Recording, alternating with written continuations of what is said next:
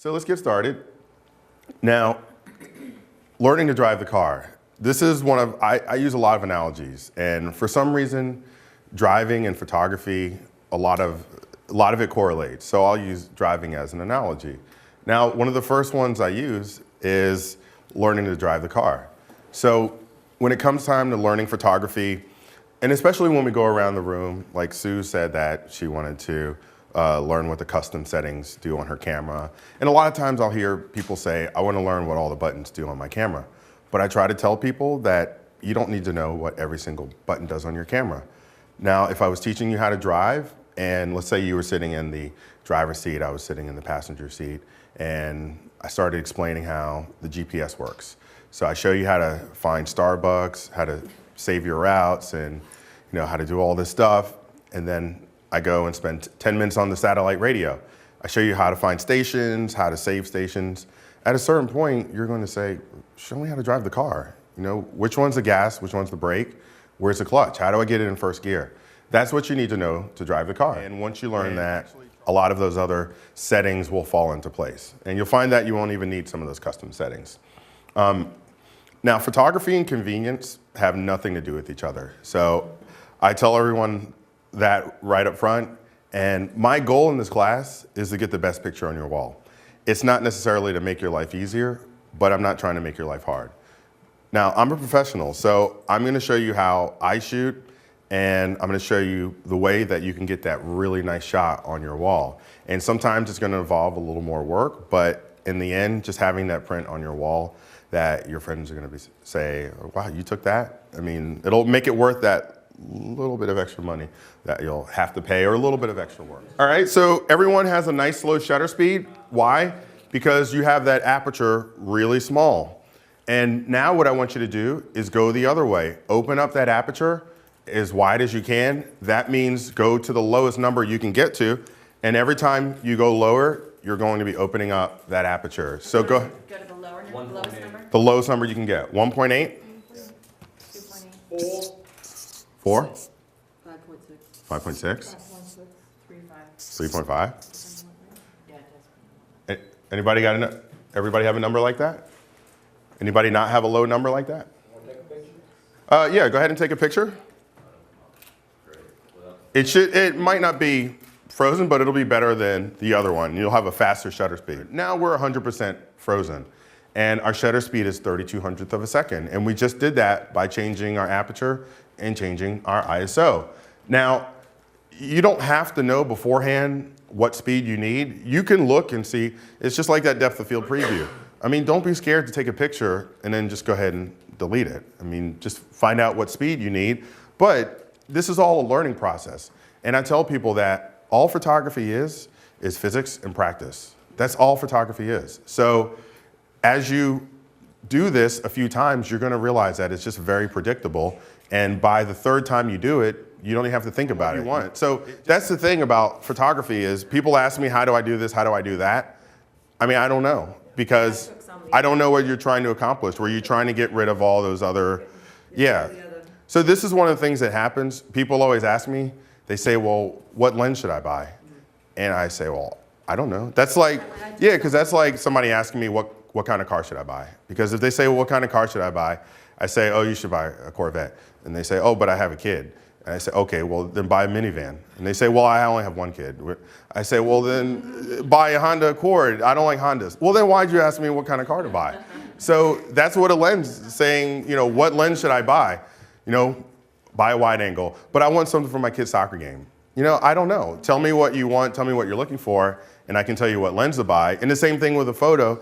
Somebody will call me and say, I'm trying to take a photo of this. How do I do it?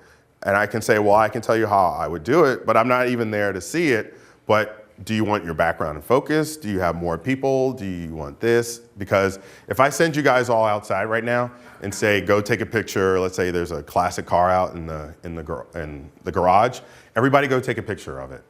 You're all going to come back with different pictures, especially if I send you out there individually. One person's going to have just a rear view mirror, playing with an angle. Some person's going to have the whole car. Some person's going to have the front grille. Everyone has a different idea. So I would rather tell you all this does that, and then you can turn that into your picture. Because if I say, oh, you're taking a picture of a car, just put it on f8 and you'll get the whole car in focus. But if you just want the grille in focus and you want the hood ornament and then the car blurred, well, then you can just use 1.4. So what do you want? And if you like the picture, then you did the right thing. You see, this is what happens if you let the camera pick your focusing point. So this is with the camera in auto selection of the focus points. So I'm telling the camera, you know what? You just go figure out where you can find a little bit of contrast and you just go ahead and focus for me. And this is what your camera will do. So the quick story behind this picture is my mom took this picture because she knows my intro. I used to talk about my mom in my intro. And so I would talk about my mom taking pictures with my camera. So one day I actually handed her the camera and she was on guard. She was like, I'm not taking any bad pictures.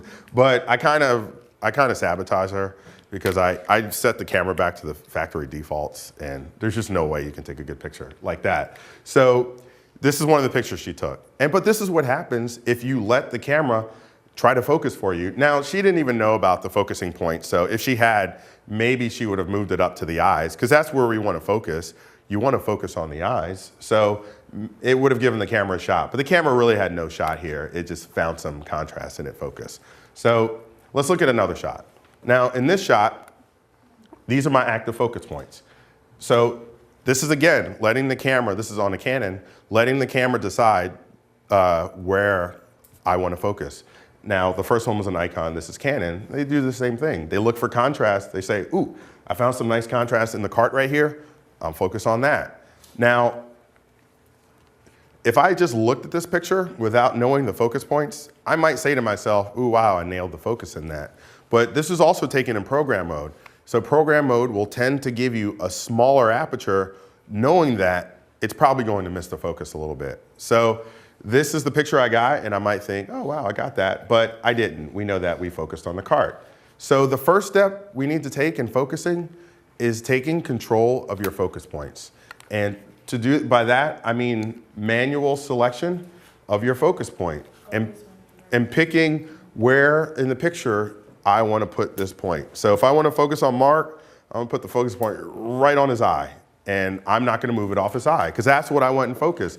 I don't care if his camera's in focus. I don't care if Jim's in focus behind him. I want him to be in focus. So here's how you do it on Canon. Now here's a sports shot. I talk about trapping your focus. You can just leave your focusing sensor over here.